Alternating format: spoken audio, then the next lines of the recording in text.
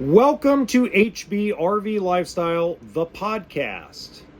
As you know, they call me the Honey Badger because I give it to you straight and transparent about the RV business and sometimes the world.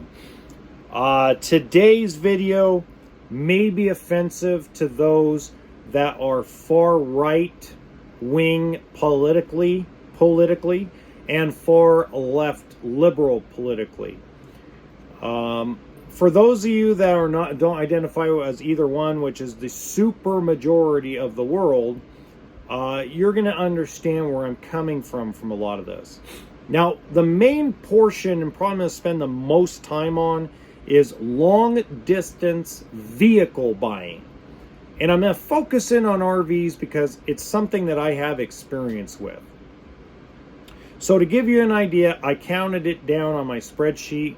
I have 2,606 long distance RV sales over the last, 8 years.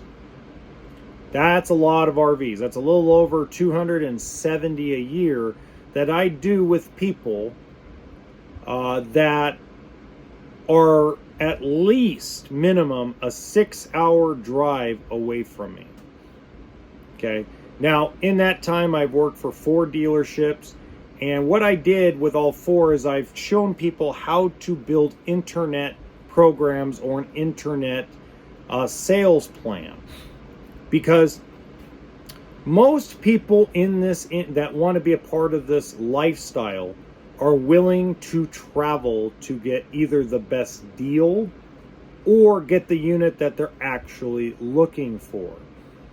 For example, a lot of people that I've sold over the years, when I was with Barber RV, I sold a lot of people that flew from the East Coast to California to buy diesel pushers from me. Because either A, I had the right exterior color and nobody had it, or B, interior color, or C, I really was the only one that had that coach. We also had heavy discount programs where we paid for the flight, we paid for your taxi back then, or we picked you up from the airport, and you were given the white glove treatment.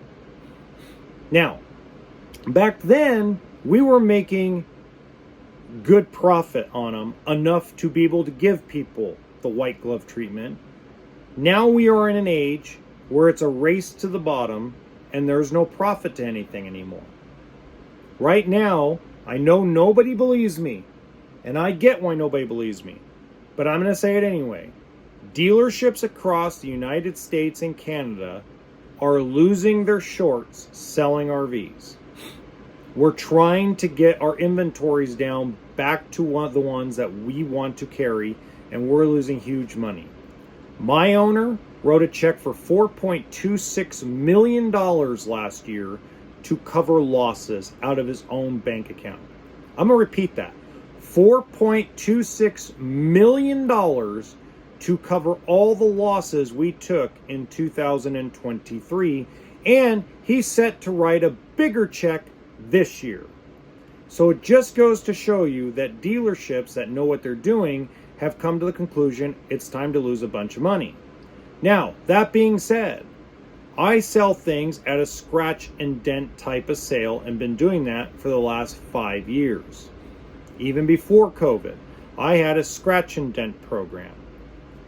So, there's etiquette to buying stuff long distance. And it seems like the super majority of you don't know what that etiquette is. So let me give you some of that etiquette. Number 1, when somebody is as transparent as I am, and I'm really transparent about things, you know everything before you fly or drive here.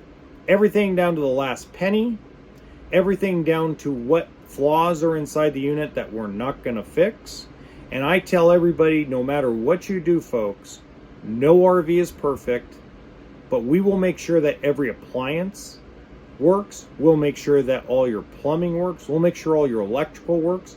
Every main component, major and minor component inside the RV is going to work when you come down to pick it up. and you will spend about 2 to 2.5 hours with my technician going through it. Then you come in and sign paperwork. That's the process. Now, that being said, don't give people money until you're ready to buy. Don't put people in the trick bag. Well, I don't want them to sell it for us before I see it. That's the most common thing I hear. So I get guys that call me and say, can I put a hold on it? And I say the words, no. Why? Let me tell you why it's rude and disrespectful to give somebody a hold deposit, not a down payment. And there's a difference. It could be the same dollar amount, but a down payment is a purchase. A hold is you're not sure. Okay? And the reason why it's disrespectful, it's not disrespectful always just to the dealership. It's disrespectful to other consumers or customers that actually live locally to the dealership. Give you a great example, guys. I had a guy who was living in Coeur d'Alene, Idaho, and he was going to drive all the way to San Diego, California. Now, if you can imagine, that is a minimum in traffic 21-hour drive, especially since it was winter. This was last year, okay? Winter of last year. It's snowing like a bat out of hell, and the guy wants to drive 21 hours. And the guy says, well, can you put a hold on it for me? I said, no. And he goes, why not? Anybody else would. And I go, I don't take holds, I take down payments. There's a difference. The difference is, sir, is if I take a hold and then I don't sell it to the next person that walks in the dealership that's a local customer of mine, I lose the local customer. He went, oh. And I said, but here's what I'm going to tell you. Before we get started, 8 out of 10 people, and literally I counted it out, I actually did the math, it was 8 out of 10 people will give me money over the phone and come pick up their RV and be okay buying it sight unseen based on the program that I have. They feel comfortable to come do that. Remember, I've been doing that program for 5 years. Been doing internet sales to people outside of a 10-hour drive, 6 to 10-hour drive, I should say, for 10 years. So he says, well, I want to see it first before I buy it. I said, fabulous. When you start driving down here, if I will call you, we will talk to each other at the end of every day while you make your way down here. And if it sells before you get down here, I will tell you. And he goes, well, that doesn't seem right. And I said, that's okay, I understand. But the truth is, sir, that if it was meant to be, it was meant to be. Now, sure enough, he hit the Nevada border. If I think it was either Nevada border or the Northern California border. I don't remember what border he hit. But he hit a border where he was about 10 hours away, and I sold the unit to a local customer. I called him up, said I apologize. His name was Fred. I super apologize, buddy, but someone came in and bought it. Now, what's interesting about Fred is when Fred came down to the dealership anyway, because I had the only one that he could physically put his eyes on in the 11 western states. I won't tell you what it was. That's not fair to the brand because they're kind of idiots. But long story short, Fred came down and looked at it. Got a hotel room. The customer was okay with me having him look because he's not going to buy. And he says, I hate it. He says it's not the same in person as it was online. And I go, now you see why I won't take money from you, Fred. I would have missed out on this customer ready to buy, and you didn't like it when you saw it in person. That's why I don't take holds. Okay? If you are going to buy a unit, you have to be fully committed to buying the unit. Yes, that's going to piss a lot of you off. I'm going to get nasty comments about it. I completely understand where you're coming from. But the reality is, not where you're coming from, not your sweet little feelings. The reality is is that if you're going to drive from Northern California to Tampa Bay, Florida, because you think you're going to save money, which you will probably, there is a big chance you will, commit to the deal. Get a contract in writing. Give them the full down payment over the phone, as much as they'll take on a credit card. And get your buyer's remorse out of the way before you start heading that way. Getting buyer's remorse while you're on the way to go pick up your unit is not fair to the local customers in that area that are ready to buy.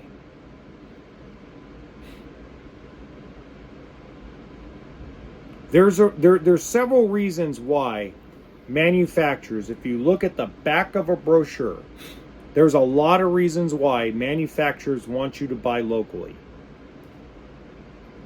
One of the main reasons is because they ship units to those specific dealerships to support that local RV lifestyle base. They don't ship people units to Miami, Florida, for them to sell them to people in Seattle, Washington.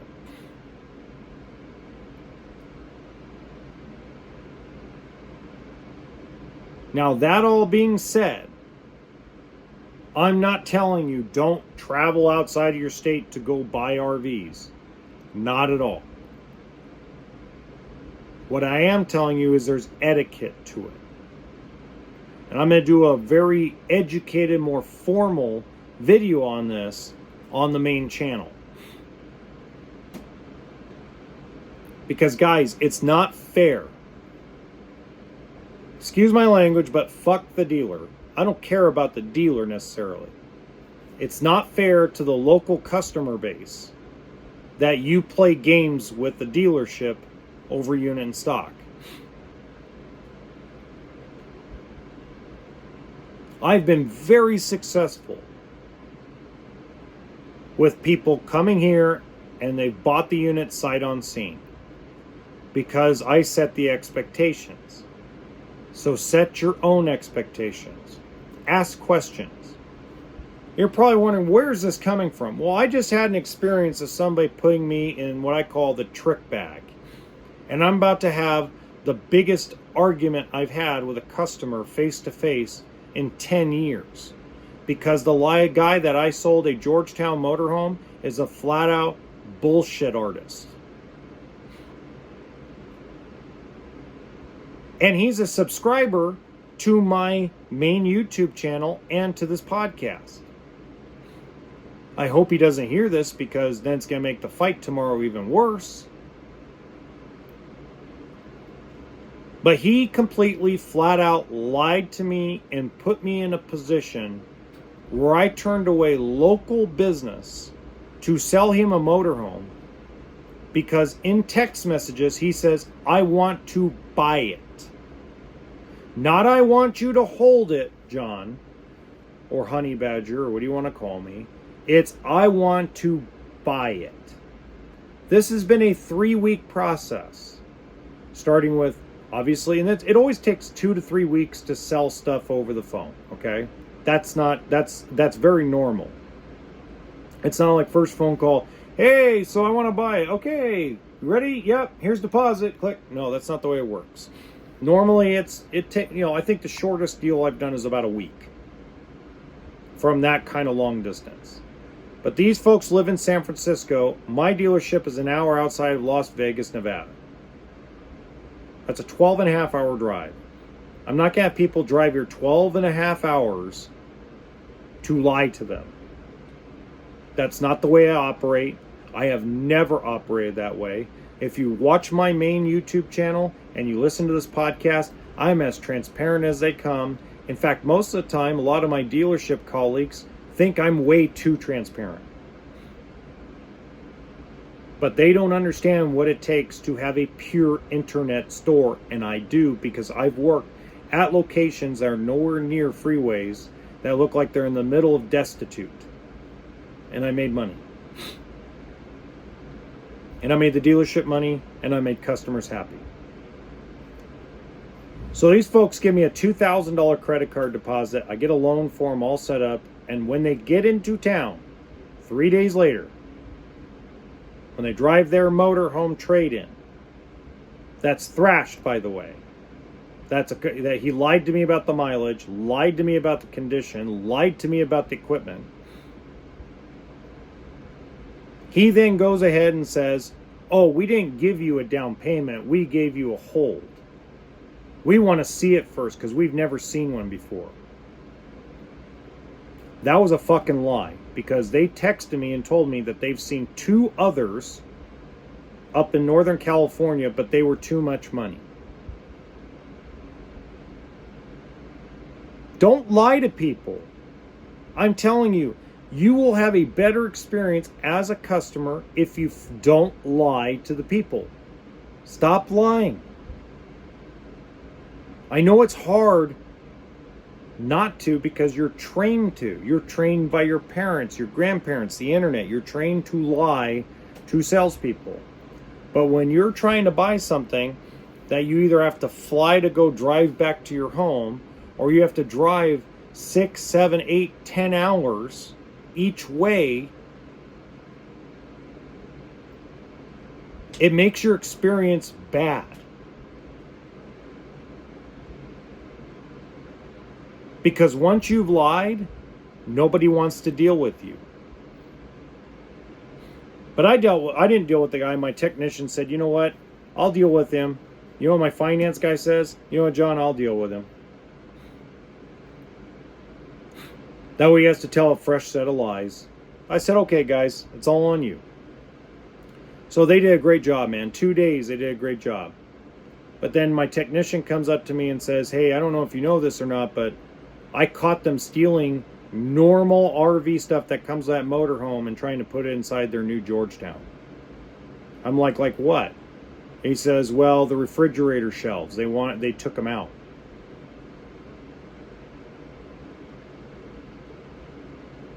I'm like, okay. They took the sink covers and they removed the TV.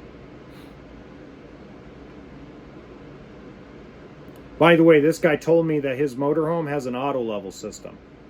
I have it in writing from the guy.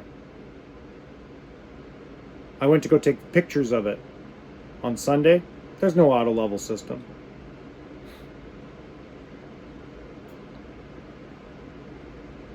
So this guy put me in the trick bag, got me all pissed off so I don't look as trade. Now guess what he's doing? Now he's got buyer's remorse. Now he threatened my technician that he's going to call the cops and have the cops make us take the motorhome back because they're unhappy with it while they're camping because there's too many cosmetic flaws. You were here for 2 days and we told you we're not going to fix anything cosmetic. There's nothing majorly cosmetically wrong with the motorhome. They're normal things when it's a scratch and dent type of situation. You have to actually look for flaws in that motorhome to find them. And I'm going to talk about a quick skim around. If you just sit in the motorhome and chill, you'll never notice them. You have to go through and put your finger on stuff and look at it from really close to find any kind of flaws in the cabinetry or anything else. That's why I sold it for $15,000 less than what invoice was. And by the way, it's a 2024 that was built 2 months ago.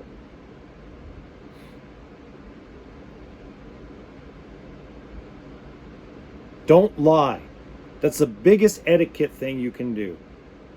Put away all the horse manure you were taught about negotiating deals. Throw it away in the garbage. And listen to what I'm saying. If you're going to travel 10, 12, 15 hours, if you're going to go 5, 6 states over to buy an RV, and you want them to not sell from underneath you, buy it sight unseen. And do it over a process that has them take maybe a quick video or a more detailed video. I mean, dude, you don't understand the work I put into this motorhome deal. No, only my finance guy understands how much work I put into that deal. And tomorrow I have a war on my hands that I'm going to have. Because I'm not going to back him out of the deal. Not going to do it. Nevada is a no cooling off period state. He signed contracts and he took possession of the motorhome. He owns it. And I'm not giving him back his old one. It's on the principle of the thing now. The lies. This is why experiences become bad. This is why salespeople, managers, and customers, especially customers, this is why you get a bad taste in your mouth, because of situations like this. So folks, heed my words.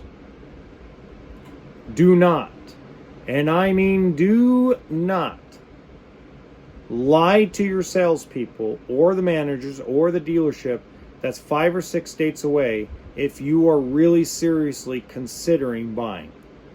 If you have to go see a unit in person first, you're going to have to take the chance. Don't lie and say, well, I want to buy it, but when I get there, I don't really want to buy it. I just wanted to look. That's a lie. Say the words, hey man, I'm going to drive out. Let's say you find it on Wednesday. Hey, I can't make it out there till Saturday afternoon.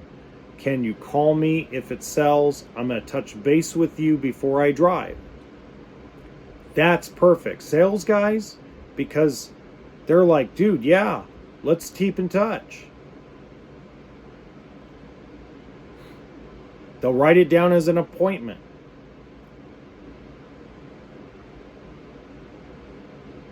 If it was meant to be, it was meant to be.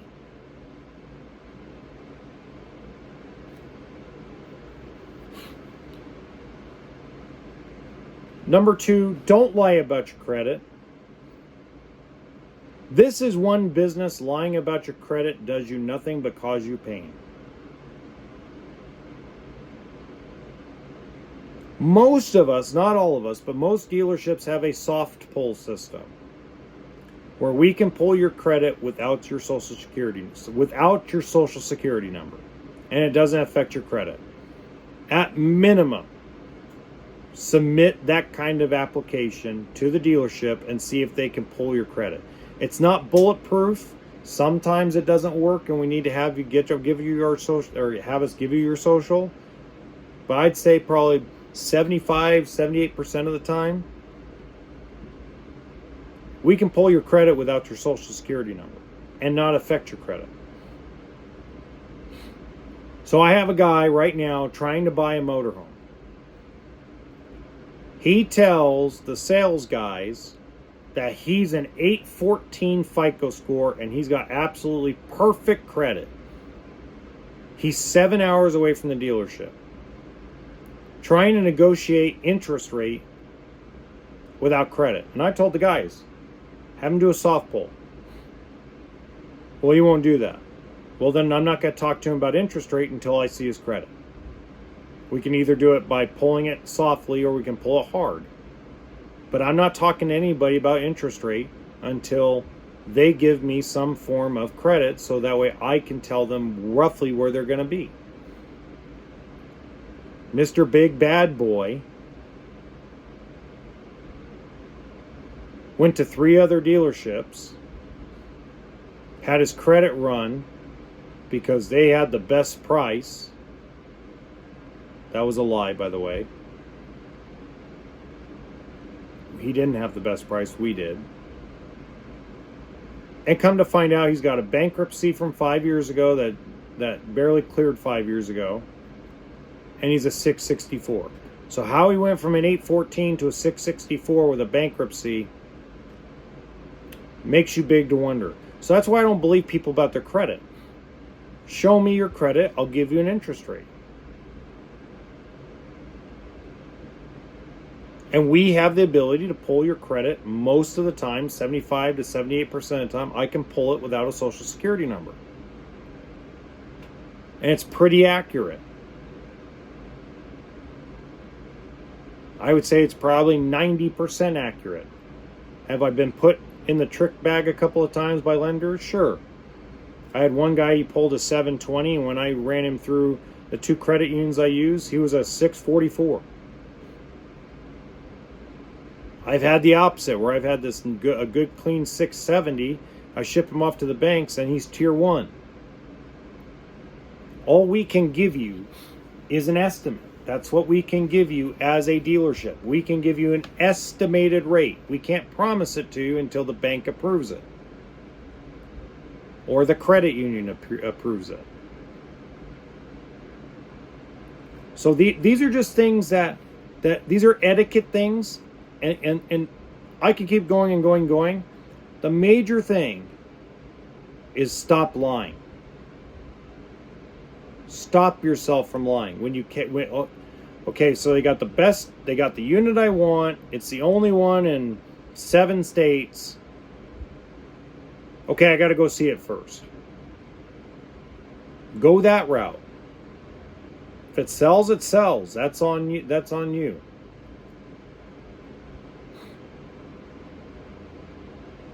You're not ready. That's not, and what I mean by it's not on you, it's not to make you mad. It's like you're the one that chose that you want to see it first. Nothing wrong with it. It's hard to buy something you've never set your eyes on before. Somehow, 8 out of 10 people I deal with over the internet don't need to see the unit first. Most of the time, because I've seen it at their local dealer and they know they can save a couple grand with me. And they don't have to drive all the way near the factory to save money with me. So the bottom line is don't lie.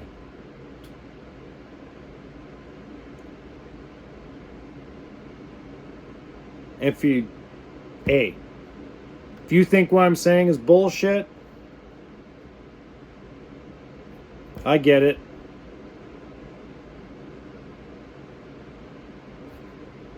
But you're wrong, because it's not bullshit. So until next time, guys, have a great weekend. Stay warm. It's freaking cold across the country. Even in Sunshine, California, it's cold. And remember, RV stands for Toolkit and Sense of Humor.